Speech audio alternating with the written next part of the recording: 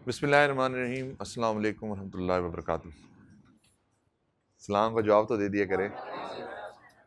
देखें, अगर सलाम का जवाब नहीं आएगा या आप लोग पार्टिसिपेट नहीं करेंगे तो फिर आप पढ़ेंगे क्या? तो सबसे पहले तो ये जो चेहरे उतरे उतरे चेहरे हैं, इन चेहरों को आप पहले अपने थोड़ा सा स्टैंडर्ड पे लेके आएँ, थोड़ा सा क्लास में एक्टिव होकर बैठें ताकि मुझे पता चले कि बच्चे एक्टिव हैं, तो फिर उसके बाद मैं पढ़ाऊँ। देखें, टीचर की जो मोटिवेशन होती है ना, वो स्टूडेंट्स की शक्लें होती हैं कि अगर तो शक्लें अच्छी होंगी, बच्चों को समझ आ रही होगी, तो टीचर को पढ़ाने का भी मज़ा आ रहा होगा। तो इसलिए थोड़ा सा आपने एक्टिव होकर बैठना चाहिए। हमारी जो आज की डिस्कशन है वो कैफ 8 के बारे में है, जो है जी ऑडिट एंड एश्योरेंस के नाम से।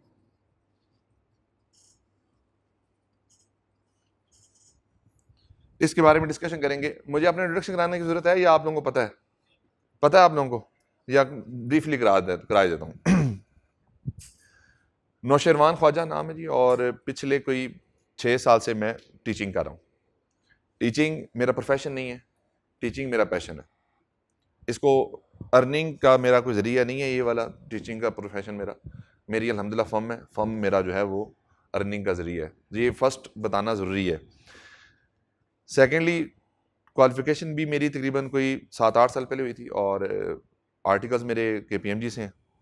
पोस्ट आर्टिकल मैंने वहाँ पे एज मैनेजरियल पोजीशन में 2-3 साल काम भी किया, and then afterward I started my own practice. अभी करंटली मैं ऑडिट और एडवाइजरी का फंक्शन देखता हूँ। ऑडिट प्रैक्टिकली एक्सपोजर के पॉइंट ऑफ व्यू से पढ़ाता हूँ। आज तक मैंने कोई लेक्चर तैयार नहीं किया, ना मैं लेक्चर तैयार करने के हक में होता हूँ। जितने प्रैक्टिस क्वेश्चन होते हैं वो जिस तरह आप लोगों के लिए नए होते हैं, इसलिए इसी तरह मेरे लिए नए होते हैं। ना मैं तैयारी करके आता हूँ, आज तक ना आया हूँ, ना इंशाल्लाह आगे आऊँगा। तो इससे क्या होता है कि आपको फ्लेयर वो मिल जाता है कि आप क्लास में बैठे हुए जो चीज़ें एग्जांपल्स कर लेंगे, पेपर में बैठ के इंशाल्लाह। अभी तक 6 साल की हिस्ट्री में ऐसा नहीं हुआ कि कोई एक नंबर का पेपर भी इधर से उधर आया हो। अगर किसी ने इस टाइम का पेपर दिया है, उस बच्चों से आप पूछ सकते हैं, 100/100 का पेपर मेरे मुताबिक हमने क्लास में डिस्कस किया हुआ था, और इससे कई गुना मुश्किल डिस्कस किया हुआ था। बाकी रिजल्ट तो अल्लाह ताला के हाथ में, वो किसी इंसान के हाथ में नहीं होता। तो क्लास की जो पार्टिसिपेशन है, क्लास में एटलीस्ट अटेंडेंस आपकी 90% होनी चाहिए एटलीस्ट। आप क्लास के अंदर जो क्वेश्चंस हो रहे हो इसमें पार्टिसिपेट करें। आप लोग क्वेश्चन करें, मैं क्वेश्चन को कभी जवाब देने से इनकार नहीं करता। ये मैं आपको कुछ प्री रिक्विजिट्स बता रहा हूं before starting the discussion. Class में अटेंडेंस कितने % होनी चाहिए? 90% इंशाल्लाह। क्लास की जो डिस्कशन होगी उसमें जो पॉइंट्स आपको नहीं समझ आए, you can ask at any time. आप मुझे हैंड रेस करें, आप क्वेश्चन कर लें। सम टाइम कुछ बच्चे इंट्रोवर्ट होते हैं, वो बच्चे ज़्यादा आसानी से सवाल नहीं कर पाते। नो वरीज, मेरा नंबर ग्रुप के अंदर ऐड हो जाएगा। आप वहाँ पे मुझे नंबर निकालें, मुझे पिन मैसेज कर दें, मैं आपको वहाँ पे जवाब दे दूंगा। दूसरी बात होगी, तीसरी बात ये है कि जो टेस्ट होंगे, जितने भी होंगे, मतलब हमारी कोशिश होती है कि वीकली टेस्ट रखा जाए ताकि आप लोगों की तैयारी अप टू द मार्क रहे। जितने टेस्ट होंगे वो आप लोगों ने टेस्ट इंशाल्लाह ज़रूर ज्वाइन करने हैं, चाहे गलत कर दें, मैटर नहीं है, चाहे गलत करें। देखें, पेपर में बैठ के सीखने से बेहतर क्या है? पेपर से पहले बैठकर सीख लिया जाए ताकि पेपर में एक्सपेरिमेंट ना हो रहे हो। हमारे 90% बच्चे एक्सपेरिमेंट कर रहे होते हैं पेपर में बैठ के। पेपर में बैठ के लिखना पड़ता है, तो जब लिखने की बारी आती है तो हमारे हाथ ही नहीं जा रहे होते, क्योंकि प्रैक्टिस ही नहीं होती हमारी। चाहे नहीं समझ आ रहा, आप पेपर में बैठे, एग्जाम्स में बैठे, टेस्ट में बैठे, ताकि एटलीस्ट आपको उससे फेमिलियरिटी हो एग्जाम लेवल सिनेरियोस के साथ। इंपॉर्टेंट बात जो अब इस क्लास के इन्वायरमेंट के हिसाब से मैं आपको बताने जा रहा हूं, जो क्लास में डिस्कशन होगी, हमारे लेक्चर्स के कुछ एरियाज हैं, लाइक पहले 10 लेक्चर, फिर अगले 10 लेक्चर। पहले 10 से 15 लेक्चर्स में आप लोगों ने किसी से कुछ डिस्कस नहीं करना। आपने किसी रूममेट से, किसी पर्सन से आपने कोई चीज़ डिस्कशन नहीं करनी। भी ऑडिट में हम क्या पढ़ रहे हैं, उसकी रीज़न है, मैं आपको बुक ओपन नहीं करवाऊंगा पहले 10 से 15 दिन। मैं सिर्फ आपकी बेस बिल्डअप करूंगा, ऑडिट है क्या।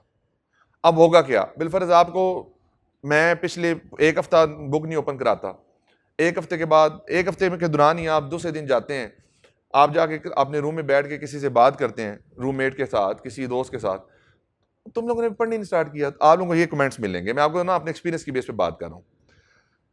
तो उससे क्या होगा कि आप लोग डिमोटिवेट होंगे, आप लोगों को समझ नहीं आएगी हम हो क्या रहा है, हम तो पढ़ ही नहीं कुछ रहे। लेकिन believe me, after the 15 days फिर आप जिस मर्जी से बैठ के जो मर्जी डिस्कशन करें, उसके बाद मुझे आप लोगों पे कॉन्फिडेंस होगा कि भाई आप जहां पे भी बैठ के डिस्कशन करेंगे, आपको किसी जगह पे भी कोई प्रॉब्लम नहीं आएगी किसी किस्म की। तो पहले 10 डेज आर क्रूशल, क्योंकि 10 डेज में शायद हम बुक ओपन ना करें, ओपन कर भी सकते हैं लेकिन शायद हम बुक ओपन ना करें। We will just get the understanding of the audit कि ऑडिट है क्या। उसी के अंदर पूरा सिलेबस है, उसी के अंदर पूरे एग्जाम की तैयारी है।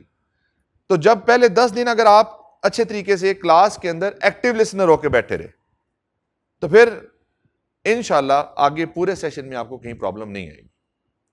क्योंकि लर्निंग, ऑडिट के पॉइंट से मैं लर्निंग आपको बता दूं, 2 ऑप्शंस होती हैं। मैं हर क्लास में 10 दिन के बाद पूछता हूं कि किस ऑप्शन पे जाना है। हम 10 दिन में 2-3 ऑप्शंस को डिस्कस करते हैं। ब्रीफली मैं आपको उसके बारे में बता दूं। 2 तरीक़ाकार होते हैं पढ़ने के। एक तरीक़ाकार है समझ के बगैर रट्टा लगाए आप अपनी तैयारी कर लें। इसका एडवांटेज भी है, इसका डिसएडवांटेज भी है। एडवांटेज क्या है? जब आप रट्टा लगाए बगैर पढ़ लेंगे तो आपके पास एक टाइम मौजूद होगा जिसमें आप हल्की फुल्की रिवीजन करके भी उस पेपर को, उस क्वेश्चन को, उस एरिया को अटेम्प्ट कर लेंगे। अगर आपको नहीं भी कोई चीज आती, आप क्लास एग्जांपल्स को भी अगर नरेट कर देंगे तो यू विल गेट मार्क्स। आपका टाइम वेस्ट नहीं होगा रट्टा लगाने पर। रट्टे के अब नुकसान क्या होता है? आपने एक दफा पढ़ लिया, जस्ट आफ्टर 1 डे आपका पिछला नॉलेज जीरो। अब उसमें आपकी तैयारी किस तरह जारी होती है? जब तक आपने उस चीज को रिवाइज नहीं किया आप आगे नहीं चल सकते। क्यों? क्योंकि आपने रट्टा लगाया हुआ चीज के ऊपर। तो रट्टे के अंदर टाइम वेस्टिंग होती है, इसमें टाइम वेस्ट नहीं होता। यहां पे आपको पेपर में बैठे हुए एग्जांपल्स भी अगर लिख देंगे ना तो आपका पेपर पास हो जाएगा। रट्टे के केस में अगर कोई चीज भूल गई है तो वो भूल गई है, वो फिर आपको पेपर में नहीं आएगी। अब कुछ बच्चे होते हैं जिनके लिखने के जो स्किल्स होते हैं वो इतने अच्छे नहीं होते। मेरी क्लास में जो बच्चा बैठा है वो बच्चा कॉन्सेप्ट्स की वजह से इंशाल्लाह फेल नहीं होगा। आई गारंटी इंशाल्लाह कॉन्सेप्ट्स की वजह से फेल नहीं होगा। अगर कोई बच्चा खुदा ना खासा फेल होगा तो राइटिंग स्किल्स की वजह से फेल होगा। ये अल्हम्दुलिल्लाह आज के दिन तक मेरा एक्सपीरियंस है। मैंने जितने बच्चों के साथ बैठ के बात की है अल्हम्दुलिल्लाह, वैसे मेरे तो जितने थोड़े हों ज़्यादा हों बच्चे तकरीबन सारे पास होते हैं। आज तक ऐसा नहीं होगा बच्चे फेल हों। पिछले सेशन के अंदर हमारे कोई 95% के करीब रिजल्ट था, सारे बच्चे पास थे। 1-2 बच्चे से फेल हुए थे टोटल 18-19 में से। रिसेंट अटैम्प्ट का भी आएगा तो देखते हैं अल्लाह खैर करे क्या इसका बनता है। इसमें मुझे उम्मीद है कि जो क्लास में प्रेजेंट होंगे बच्चे वो पास ही होंगे इंशाल्लाह। राइटिंग स्किल्स का प्रॉब्लम जो होता है ये रट्टे वाले बच्चों को आके हिट करता है, क्योंकि जब आप रट्टा लगा के बैठते हैं उसमें आपको एडवांटेज ये होता है कि जो आपने याद किया है आप उसको लिख लेते हैं। लेकिन जब कॉन्सेप्ट्स की बात करते हैं उस वक्त फिर जाके यहाँ पे एक प्रॉब्लम आती है। वो प्रॉब्लम क्या आती है कि भाई अब आपको जब अपने पास से लिखना पड़ता है तो आप फिर ब्लैंक हो जाते हैं। आपको समझ नहीं आती मैंने इसमें लिखना क्या है, मेरे पास वर्ड्स कितने लिखने के लिए हैं। उसमें फिर गलतियां होती हैं। वो गलती की वजह से आप अपना कॉन्सेप्ट डिलीवर नहीं कर पाते पेपर के ऊपर। जब कॉन्सेप्ट डिलीवर नहीं होता तो फिर पेपर खुदा न खासा फेल होने के चांसेस होते हैं। ये डिसएडवांटेज है आप जब कॉन्सेप्चुअल स्टडी की तरफ जाते हैं, अगर राइटिंग स्किल्स आपके वीक है। तीसरी एंड लास्ट बात, उसके बाद हम अपनी डिस्कशन पे जाते हैं। ऑडिट अकाउंटिंग के बगैर कुछ नहीं है। तो अगर आपकी अकाउंटिंग अच्छी है, अगर आप लोगों की अकाउंटिंग के बेसिक नॉलेज बहुत अच्छा है तो फिर पेपर पास होने में इंशाल्लाह आपको कोई चीज रोक नहीं सकती। अब आप में से कितने ऐसे बच्चे हैं जिन्होंने FAR 1 पढ़ ली हुई है? ठीक हो गया, सारे ही हैं। कितने ऐसे बच्चे हैं जिन्होंने FAR 1 के बाद FAR 2 भी साथ अभी शुरू की है पढ़ना? आप नहीं पढ़े FAR 2? आप भी FAR 2 पेपर दिया? अच्छा दिया हुआ, ठीक। देखिए कहने का मतलब यह कि पढ़ लिया या पढ़ रहे हैं सब, तकरीबन 100% क्लास में सारे बच्चे इसमें, ठीक, गुड। इसका मतलब क्या है कि हमारी क्लास में अभी तक कोई ऐसा बच्चा नहीं है जिसके अकाउंटिंग की नॉलेज के ऊपर कोई क्वेश्चन मार्क हो। दैट्स गुड थिंग, ये अच्छी चीज है। ताकि अब इससे मतलब मुझे क्या एडवांटेज होगा कि मैं अपनी पेस लाइन को आप लोगों के मुताबिक क्या कर दूंगा, एडजस्ट कर दूंगा। हाँ जी, अच्छा। अब इसमें ऑडिट एंड एश्योरेंस का हमारा सब्जेक्ट है जिसके बारे में हम डिस्कशन करने जा रहे हैं। ऑडिट के बारे में आप लोगों का क्या नजरिया है? आप क्या समझते हैं ऑडिट है क्या? फाइनेंशियल स्टेटमेंट्स को रिव्यू करते हैं। मैंने कहा ऑडिट, ऑडिट है क्या? What is audit?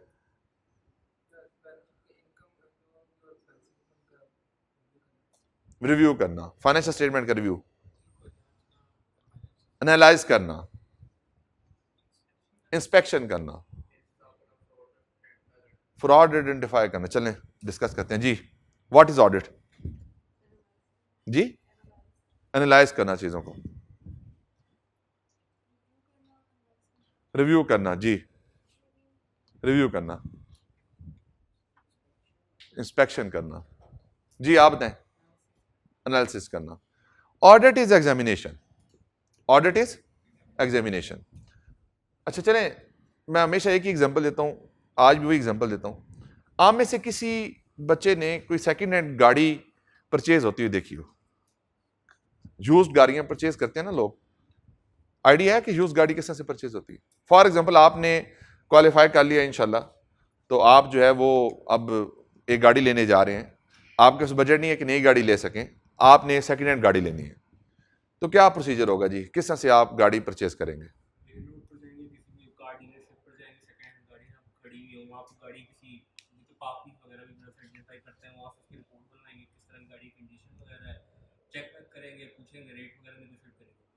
Very good. दो ऑप्शन है गाड़ी परचेज करनी है, दो ऑप्शन है। आप खुद जाएं, किसी डीलरशिप पे गए, आपने वहां जाके एक गाड़ी देखी, गाड़ी आपने इंस्पेक्ट की, उसके बाद गाड़ी आपने ले ली। इसमें रिस्क क्या है? प्रॉब्लम क्या हो सकती है? यहां मुझे प्रॉब्लम बताएं, एक्सपर्ट छोड़ दें। प्रॉब्लम क्या है? मैंने जाके गाड़ी देखी, गाड़ी मैंने परचेज कर ली, रिस्क क्या है? प्रॉब्लम क्या हो सकती है?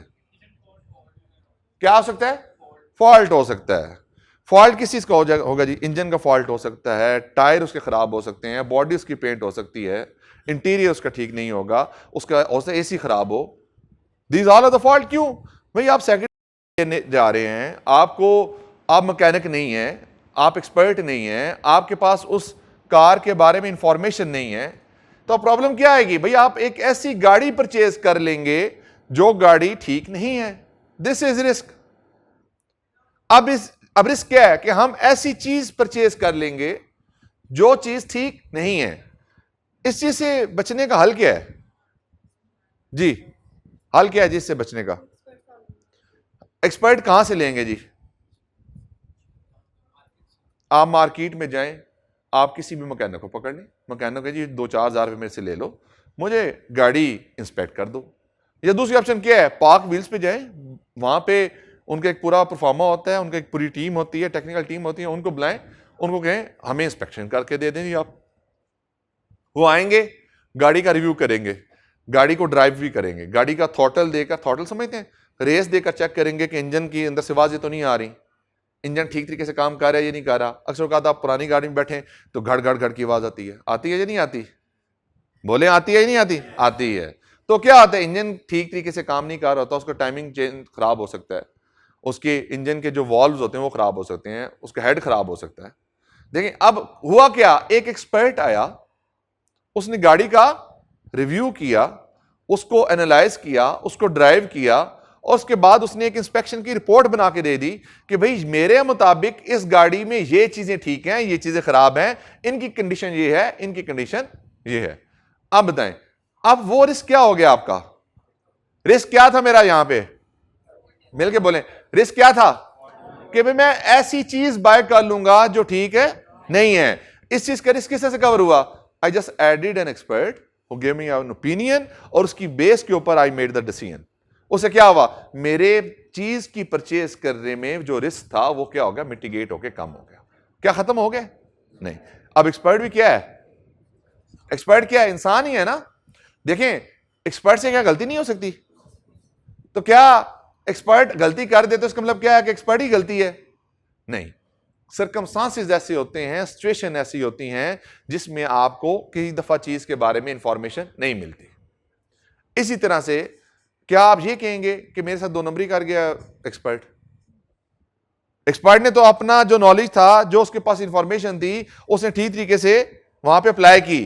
क्या एक्सपर्ट का काम यह था कि अगर कोई चीज हिडन है और वो उसको आइडेंटिफाई करे? फॉर एग्जांपल मैं कोई चीज जानबूझ के छुपा दूं, मेरे गाड़ी के इंजन में से टाइमिंग चेन की आवाज आ रही थी या उसकी घड़ की आवाज आ रही थी, मैं किसी मैकेनिक के पास ले गया, मैंने उसको कहा जाके इसके ना नट को जोर से कस दो, इसमें तुम ये भी कर दो, ये भी कर दो, ताकि इसकी ये आवाज क्या हो जाए, थोड़ी देर के लिए कम हो जाए। अब वो थोड़ी देर के लिए तो आवाज कम हो गई थी, लेकिन क्या एक्चुअली आवाज उसकी कम हुई थी? एक्चुअली तो उसकी कंडीशन ठीक नहीं थी। तो क्या मैं एक्सपर्ट को कहूंगा कि भाई तुम्हारी गलती है कि तुमने मुझे ये चीज आइडेंटिफाई नहीं करके दी? एक्सपर्ट को तो नहीं कहेंगे। अब सेम ये सारी एग्जांपल हम ऑडिट में अप्लाई करते हैं। ऑडिट में कैसे अप्लाई होगी? ऑडिट किस चीज का होता है जी? फाइनेंशियल स्टेटमेंट्स का।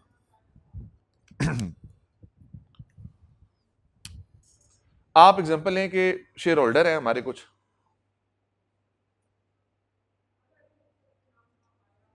One two three four, A1, A2, A3, A4, ये 4 लोग हैं। इन 4 लोगों ने मिलकर एक कंपनी बना ली, कंपनी XYZ के नाम से। ये 4 लोग मिले, इन 4 लोगों ने मिलकर एक कंपनी बना ली। अब जाहिर बात है they all are the share holder of the company. अब जाहिर बात है क्या ये डायरेक्टली इस बिजनेस को मैनेज करेंगे? आंसर होगा नहीं। दे जस्ट फॉर्म्ड, इन्होंने क्या किया है? कंपनी को फॉर्म किया है। अब हो सकता है A1 की 20 कंपनियों में इन्वेस्टमेंट हो, A2 की 40 में हो, A3 की 60 में हो, और A4 जो है वो सिर्फ इस एक कंपनी को ही देख रहा हो। पॉसिबिलिटी है ना। देखें मैं तो क्या हूं, being share holder, my objective is to invest the money in the business. तो मेरे पास 4 शेयर होल्डर हैं, A1, A2, A3, A4। हर बंदा कोई 20 कंपनियों में शेयर होल्डर है, कोई 40 में है, कोई 60 में है। अब ये कंपनी बना ली है, क्या ये सारे लोग मिलकर इस कंपनी को मैनेज कर सकते हैं? नहीं कर सकते ना। देखें मैं 20 कंपनियों का अगर शेयर होल्डर हूं तो क्या 20 कंपनियों के ऑपरेशन में देख सकता हूं? नहीं। तो मुझे क्या करना पड़ेगा? फिर मुझे क्या करना पड़ेगा? इस कंपनी के नीचे मुझे एक स्ट्रक्चर बनाना पड़ेगा। वो स्ट्रक्चर क्या होगा जी? बोर्ड ऑफ डायरेक्टर्स का स्ट्रक्चर होगा। वो क्या होगा जी? बोर्ड ऑफ डायरेक्टर्स का स्ट्रक्चर होगा। हम क्या करेंगे? हमने बोर्ड ऑफ डायरेक्टर की अपॉइंटमेंट कर दी। अब जब बोर्ड ऑफ डायरेक्टर कौन अपॉइंट करता है जी? शेयर होल्डर अपॉइंट करते हैं। शेयर होल्डर्स में से ही कोई बंदा अपॉइंट करते हैं। बोर्ड ऑफ डायरेक्टर के नीचे कौन होता है? सीईओ। सीईओ के नीचे कौन होते हैं जी? सीईओ के नीचे हमारे फंक्शन बनते हैं। फंक्शन किस तरह से बनते हैं? फॉर एग्जांपल प्रोडक्शन का डिपार्टमेंट, प्रोडक्शन के बाद सप्लाई चेन का डिपार्टमेंट। सप्लाई चेन पता क्या होती है जी? सप्लाई चेन डिपार्टमेंट क्या करता है जी? सप्लाई वर्ड से मुराद क्या है? सप्लाई चेन, चीजों को पहुंचाना, चीजों को लेके आना। फिर आगे जी मार्केटिंग, मार्केटिंग के आगे HR का ले जी, HR के आगे आगे जी फाइनेंस एंड अकाउंट्स। हमारे लिए ज्यादा रेलिवेंट कौन सा जी? फाइनेंस एंड अकाउंट्स है। फाइनेंस एंड अकाउंट्स में नीचे कौन होगा? सबसे ऊपर CFO। CFO के नीचे कौन होगा जी? Senior manager. सीनियर मैनेजर के नीचे कौन होगा जी? मैनेजर। मैनेजर के नीचे कौन होगा जी? Assistant manager. असिस्टेंट मैनेजर के नीचे कौन होगा जी? Accounts officer. इस नहीं है जी। अब यहां पे 2 बन सकती हैं। एक डायरेक्शन बन सकती है आपकी फॉर द फाइनेंस, और CFO के नीचे दूसरा फंक्शन कौन सा होगा? अकाउंट्स। एक फाइनेंस डिपार्टमेंट होगा और एक अकाउंट्स डिपार्टमेंट होगा। फाइनेंस डिपार्टमेंट का काम क्या होगा? कैश फ्लोस को मैनेज करना, बिजनेस के फाइनेंसिस को क्या करना? मैनेज करना। अकाउंट्स डिपार्टमेंट का क्या फंक्शन होगा जी? जो अकाउंट्स हैं, जो बुक्स ऑफ द कंपनी है, उसको क्या करना? मेंटेन करना। समझे कि यही हायरार्की है, senior manager, manager, assistant manager and account officer. अब देखें शेयर होल्डर यहां पे हैं, शेयर होल्डर्स ने एक कंपनी बनाई, उस कंपनी के शेयर होल्डर्स ने डायरेक्टर्स अपॉइंट किए, डायरेक्टर्स ने सीईओ की अपॉइंटमेंट की, सीईओ से production department, supply chain department, marketing department, HR department और फाइनेंस एंड अकाउंट डिपार्टमेंट की क्या हो रही है, हैंडलिंग हो रही है। अब फॉर एग्जांपल फाइनेंशियल स्टेटमेंट जब बनते हैं तो सबसे पहले क्या होता है जी? नींद आ रही है आपको? चलें जी बताएं, फाइनेंशियल स्टेटमेंट बनते हैं सबसे पहले क्या किया जाता है जी? ट्रांजैक्शंस होती हैं, ट्रांजैक्शंस की रिकॉर्डिंग डे बुक्स में होती है। आपने पढ़ा होगा sale day book, purchase day book, petty cash. Day book से क्या बनती हैं आपकी? General voucher. जनरल वोचर से क्या बनते हैं? जीएल अपडेट होता है। जीएल से क्या बनता है? Trial balance. ट्रायल बैलेंस से क्या बनता है? Financial statements. ऐसे ही होता है जी। अब देखें share holder of the company कौन है? Investor of the company. Investor of the company का जब बिजनेस के अंदर डायरेक्टली इन्वॉल्वमेंट नहीं होगी तो क्या ये इन फाइनेंशियल स्टेटमेंट्स के ऊपर उनका ट्रस्ट होगा? देखें सेम जब गाड़ी परचेस करने गए थे आप, तो गाड़ी ऑप्शन क्या थी आपके पास कि आप खुद जाएं, खुद जाके गाड़ी का रिव्यू करें और उसके बाद गाड़ी को परचेस कर लें। तो उसमें क्या रिस्क क्या था उसमें कि फॉल्ट वाली को गाड़ी आप परचेस कर लेंगे। अगर बिलफरज ये फाइनेंशियल स्टेटमेंट्स मैं डायरेक्टली शेयर होल्डर को दे दूं तो क्या रिस्क क्या है? अब आप देखें, आप आपने थोड़ा सोच के बात करनी है, खुले दिमाग के साथ बात करनी है। मेरे पास ऑप्शन क्या है कि मैं फाइनेंशियल स्टेटमेंट उठाऊं और शेयर होल्डर्स को दे दूं। क्या इन फाइनेंशियल स्टेटमेंट पे शेयर होल्डर का इंटरेस्ट है? ट्रस्ट है उनका इन फाइनेंशियल्स पे? नहीं है। ट्रस्ट क्यों नहीं है जी? गलती हो सकती है। Very good. गलती किस तरह से हो सकती है जी? गलती किस तरह से हो सकती है? देखिए आप जरा सोचिए ना, फाइनेंशियल स्टेटमेंट्स में क्या क्या चीजें आती हैं? Statement of financial position, statement of comprehensive income, statement of cash flow, statement of changes in equity, notes, और इसके अलावा बस नहीं, opening statement of financial position, ये एडिशनल है। ये क्यों एडिशनल है जी? अगर फाइनेंशियल स्टेटमेंट में एरर हो या अकाउंटिंग पॉलिसी की चेंज हो तो फिर कितने कॉलमर बैलेंस शीट बनती है? बताएं जरा। आय सेट पढ़ा आप लोगों ने? आय सेट पढ़ा है? चेंज इन अकाउंटिंग पॉलिसीज पढ़ी है? चेंज इन अकाउंटिंग पॉलिसी में क्या होता है? 2024, 2023, 2022। तो यहां पे क्या होगा? रीस्टेटेड। और यहां पे क्या होगा? रीस्टेटेड। तो नॉर्मल टाइम में कितनी बनती हैं? 2। एक्स्ट्राऑर्डिनरी सर्कमस्टेंसेस में कितनी बनती हैं? 3। ये बात समझ आई आपको? तो ये ओपनिंग बैलेंस शीट भी क्या होती है? ये एक स्टेटमेंट के तौर पर ही कंसीडर होती है। अब देखिए रिस्क क्या है कि ये फाइनेंशियल स्टेटमेंट्स अगर इन शेयर होल्डर्स को दे दिए जाएं, जाहिर बात है जो share holder of the company उनका ऑब्जेक्टिव क्या है? कंपनी की परफॉर्मेंस को देखना, अपनी इन्वेस्टमेंट को देखना, इन्वेस्टमेंट की परफॉर्मेंस को देखना। जाहिर बात है उन्होंने फर्दर इन्वेस्ट करना है या नहीं करना, उन्होंने अपनी इन्वेस्टमेंट विड्रॉ करनी है या नहीं करनी, उन्होंने बिजनेस के ऑपरेशन को किस तरीके से ऑप्टिमाइज करना है, उन्होंने किस तरीके से बिजनेस के प्रॉफिटेबिलिटी को ऑप्टिमाइज करना है, किस तरीके से उन्होंने कंपनी के डिविडेंड्स को अर्न करना है। These all are the objective of the share holder of the company. अब ये सारे ऑब्जेक्टिव किसके साथ लिंक्ड है? These all objectives are linked with the financial statements. अब फाइनेंशियल स्टेटमेंट अगर मैं डायरेक्टली शेयर होल्डर को दे देता हूं तो रिस्क क्या है कि भाई जो कंपनी के एसेट्स हैं क्या वो मौजूद हैं भी या नहीं है। फॉर एग्जांपल मैंने राइस कॉलेज की बात करता हूं, राइस कॉलेज के ऑनर्स ने हमें कहा कि ऑडिट कर दे। अब बिलफरज ऑनर्स, यहां पे तो ऑनर मैनेज बिजनेस है ना, अगर ऑनर बिजनेस को मैनेज नहीं करते तो रिस्क क्या है कि भाई बुक्स में लिखा हो कि हमारे पास 100 डाइस हैं, एक्चुअली 30 हो।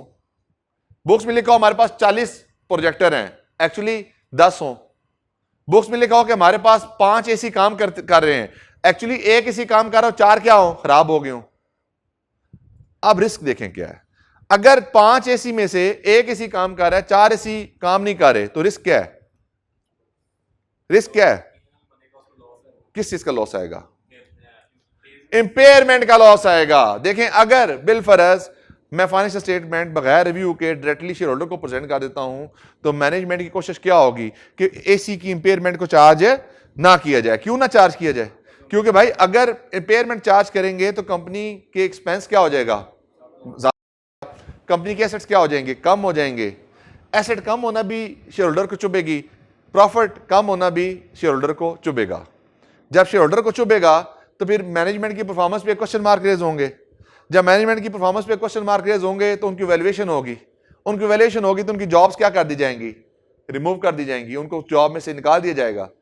अब कंपनी के जो मैनेजमेंट है उनका ऑब्जेक्टिव क्या है कि ना लॉस बुक किया जाए थ्रू इंपेयरमेंट, ना एसेट को कम किया जाए।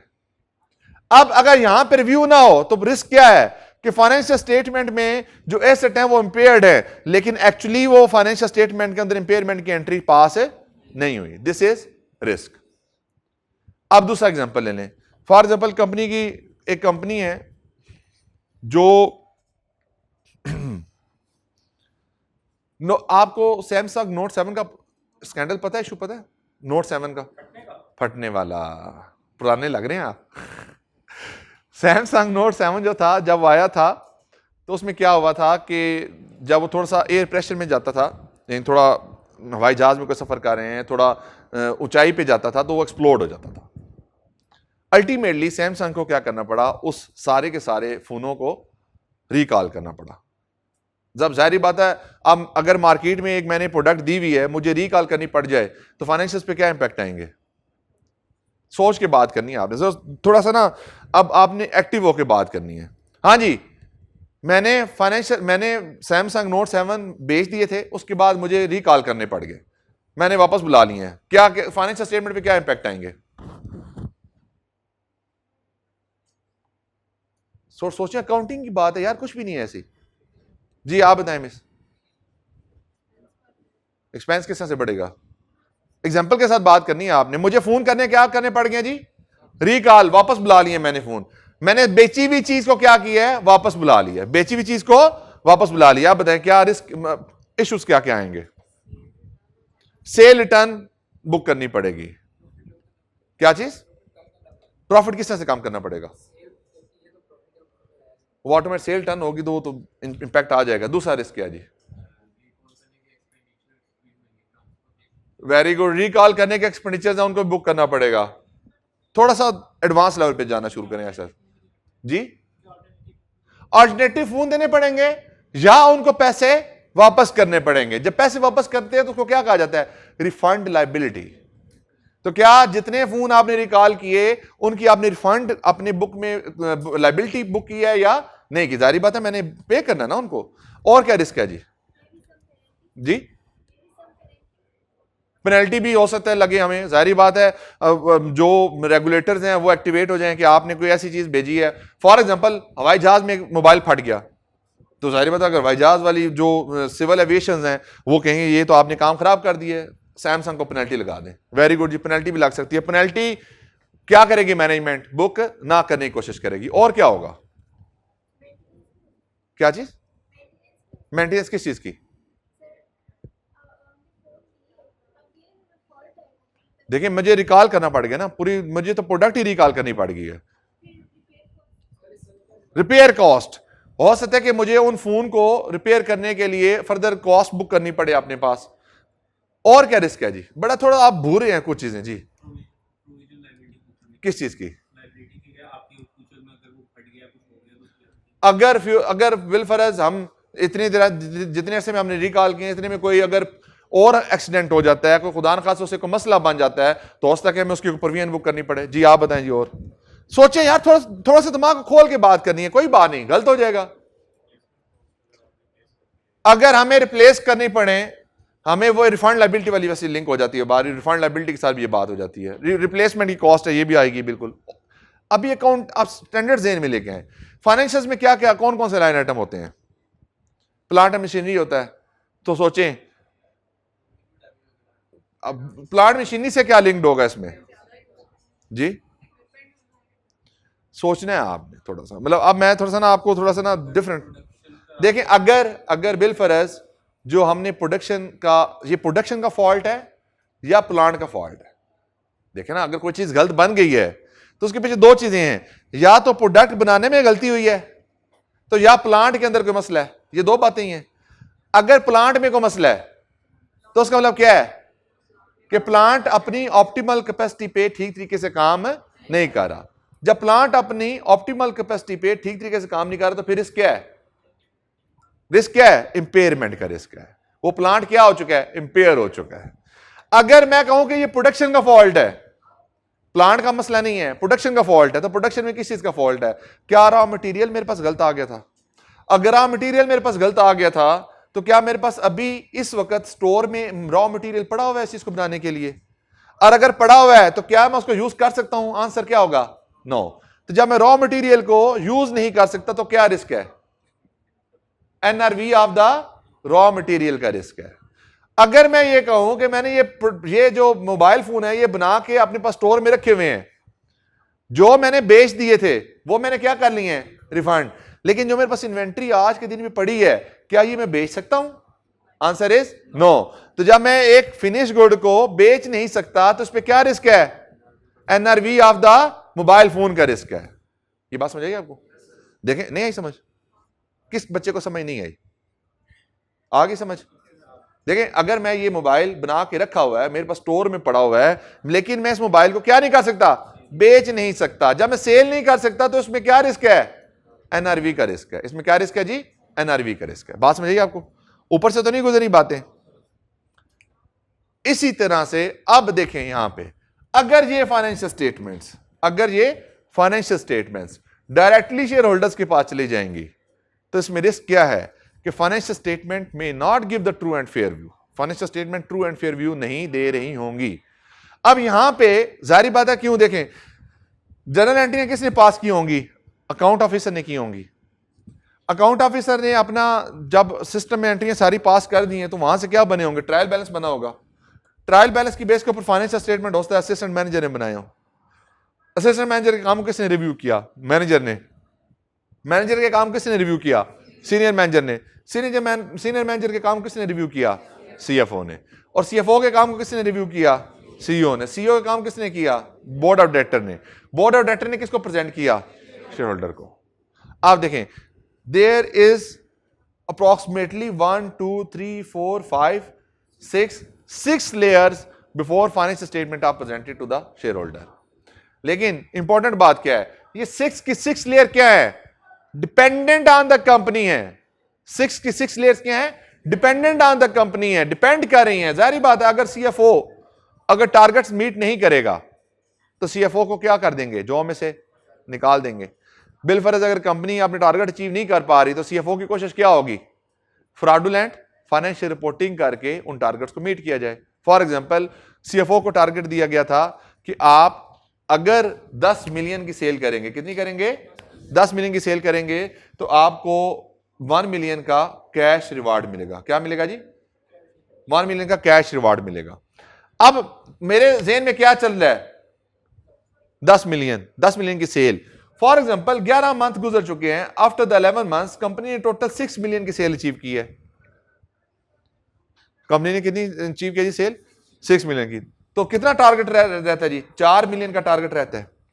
अब जाहिर बात है, मेरे ज़हन में क्या चाह रहा है? 1 मिलियन की कैश रिवार्ड चाह रहा है। मैं क्या करूंगा? सेल को 6 से 10 पे लेके जाने की कोशिश करूंगा। तो मेरे पास ऑप्शन क्या है सेल को बढ़ाने के?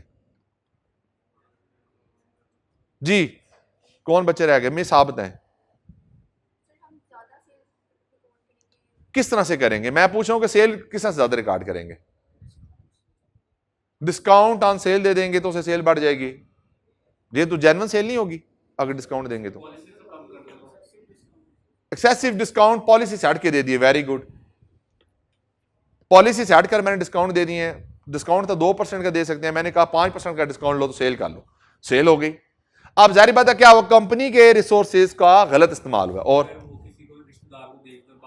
रिलेटेड पार्टी की सेल कर दे। रिलेटेड पार्टी की सेल, जारी बात है उसने अपना टारगेट मीट करना है। उसने कहा कि भाई रिलेटेड पार्टी को सेल कर दें, वहां से सेल हो जाएगी। सेल तो हो गई है, और क्या ऑप्शन अवेलेबल है जी? झूठी एंट्रियां पास कर दें। फेक एंट्रीज पास कर दें। मेरे पास ऑप्शन है ना, जीएल में बैठूं, जीएल में बैठ के 4 मिलियन की एक ही एंट्री पास कर दूं, जैसे साल खत्म हो उसको रिवर्स कर दूं।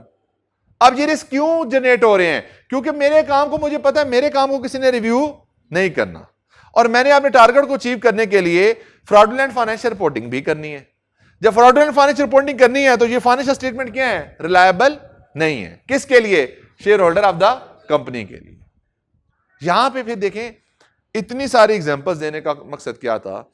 आपको सिर्फ सेंस क्रिएट करना कि जो कंपनी के शेयर होल्डर्स होते हैं, they are not directly engage in the operation of the business, but they have employed or they have appointed certain directors and the management staff to manage the operation of the company.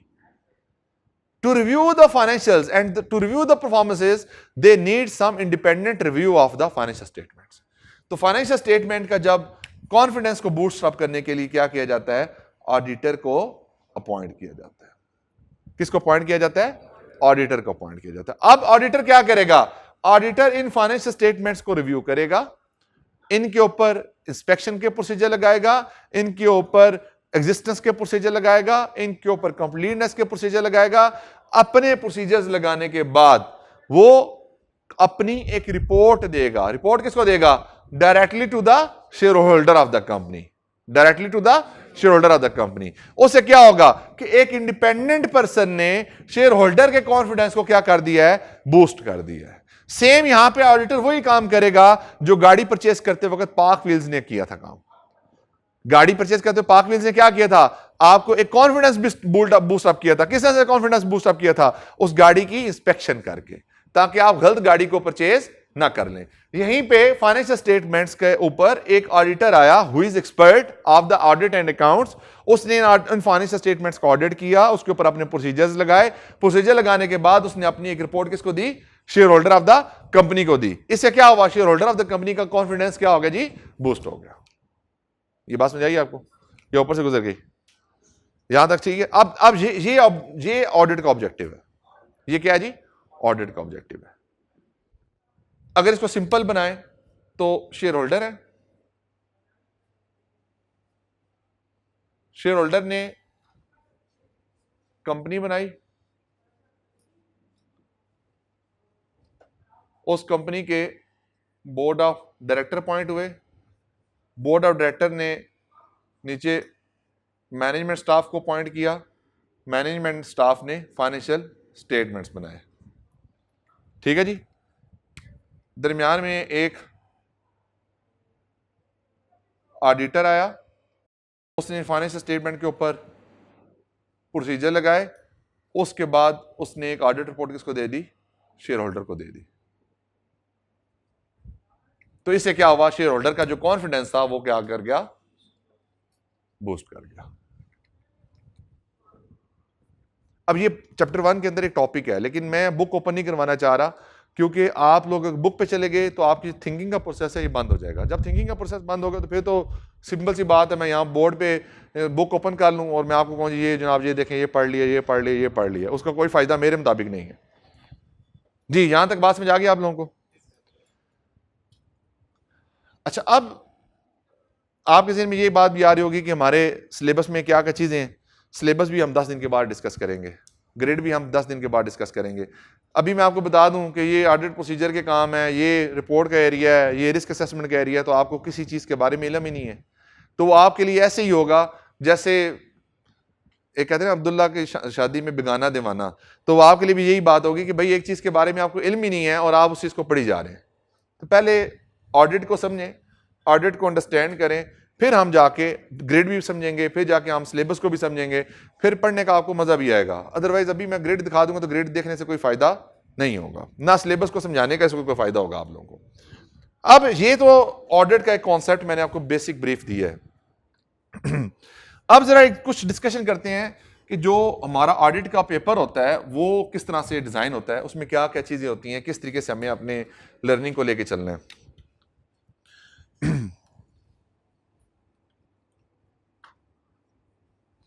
अच्छा, paper में क्योंकि audit reporting से linked topic है, यानी audit reporting के बगैर पास नहीं हो सकता. तो रिपोर्टिंग से जब लिंक कोई चीज़ हो जाती है तो वहाँ पे एग्जामिनर के पास एक खुली ऑप्शन मौजूद होती है कि वो पेपर में किसी तरीके से भी क्वेश्चंस को टेस्ट कर ले।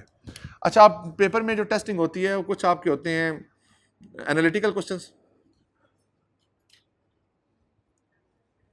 कुछ होती हैं केस स्टडीज, और कुछ आपका होता है रट्टा।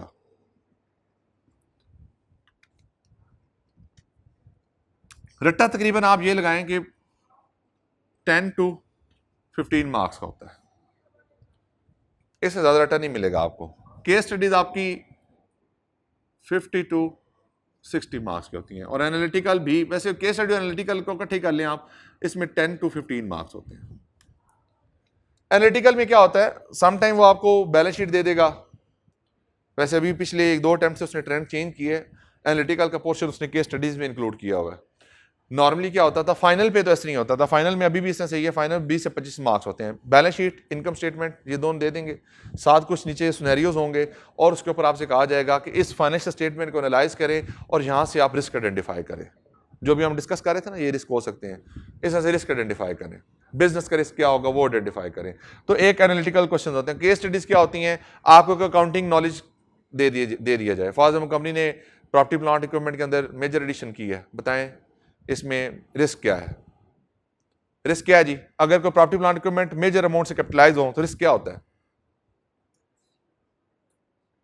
आपने एक बिल्डिंग बना रहे हैं, आप एक कंपनी लगा रहे हैं, बिल्डिंग बना रहे हैं, कंपनी लगा रहे हैं, रिस्क क्या है, एसेट्स को ओवरस्टेट कर दिया जाए। ओवरस्टेट किस तरह से किया जाएगा एसेट्स को, सोचें, देखें, थोड़ा सा सोच, देखें क्लास में बैठना है तो सोचने के म्यार को खोल के बैठना है।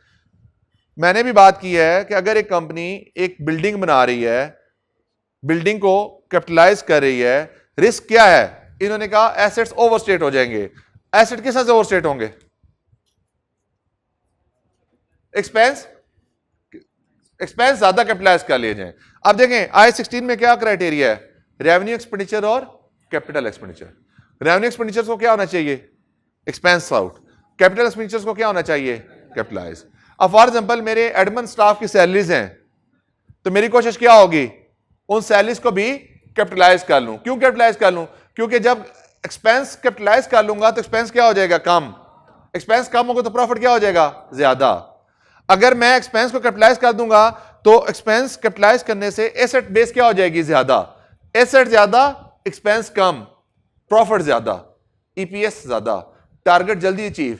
जब टारगेट जल्दी अचीव हुए तो जो कैश, जो आपका सीएफओ है उसको क्या मिलेंगे, कैश रिवार्ड।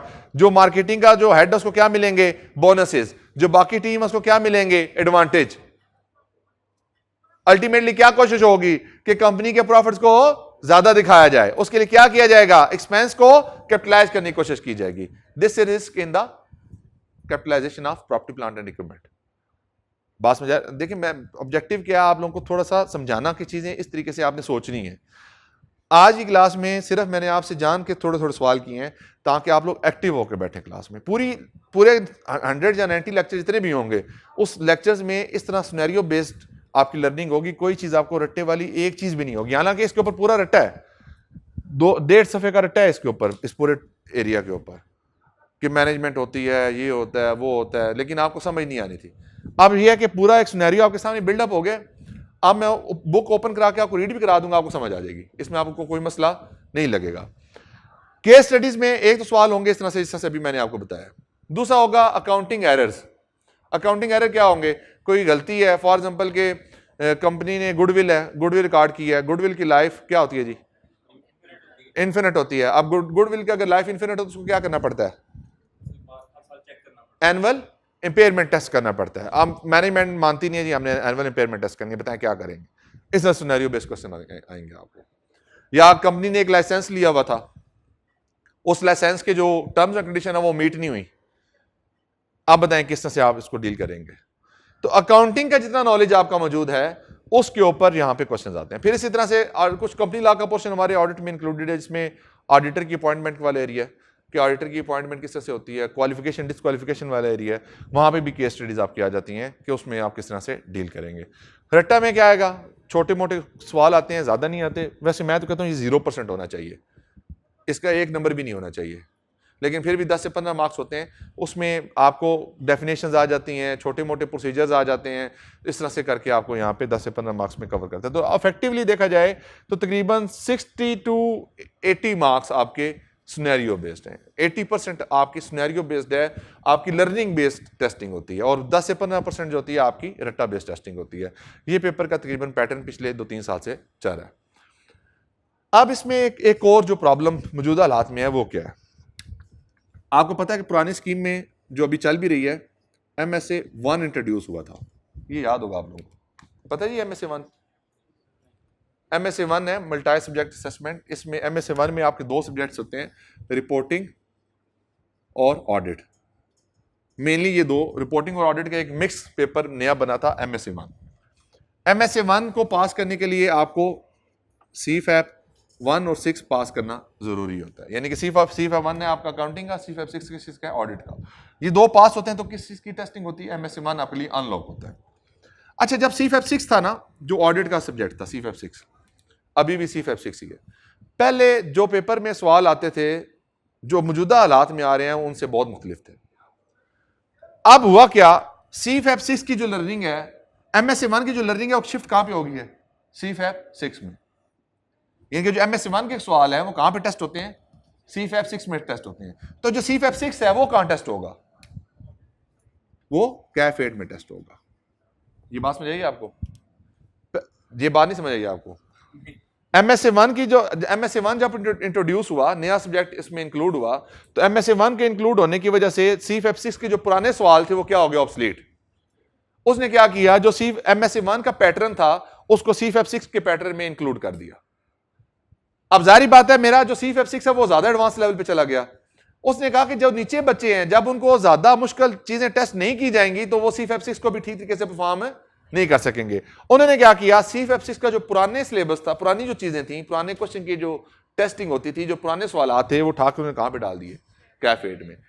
इनफॉर्मली पेपर में जो टेस्ट होते हैं वो CAF 8 में काफी सारे क्वेश्चन CFAP 6 के भी टेस्ट होते हैं। इसलिए फिर मैंने क्या किया, मैंने कोई 2-3 अटेम्प्ट पहले इस चीज को स्मेल कर लिया था। मैं अपने जो CAF 8 के अंदर हमारा जो 70% प्रैक्टिस है वो CFAP 6 की है। आप बेशक अपने सीनियर्स जो इधर आपके पढ़ रहे हैं उनसे पूछ सकते हैं, CAF 8 में आपकी तकरीबन 70% जो टेस्टिंग है वो CFAP 6 की है।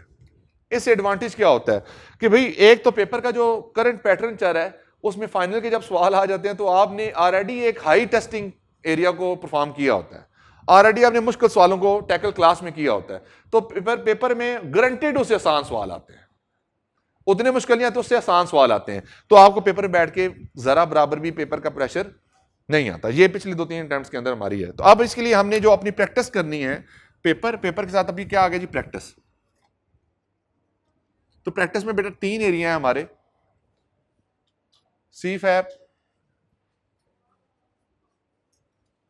6, CAF 8, ACCA और ICAEW।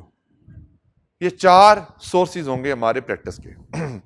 प्रैक्टिस में बहुत ज्यादा नहीं करवाता, पहले मैं आपको बता दूं बहुत ज्यादा से मुराद क्या होता है कि पेपर में सवाल रिपीट होते हैं। फॉर एग्जांपल का 4 अटेम्प्टों में सेम सवाल आया तो आप में से ये एक्सपेक्ट करें कि मैं 4 सवाल 4 दफा कराऊंगा, तो ऐसा नहीं है।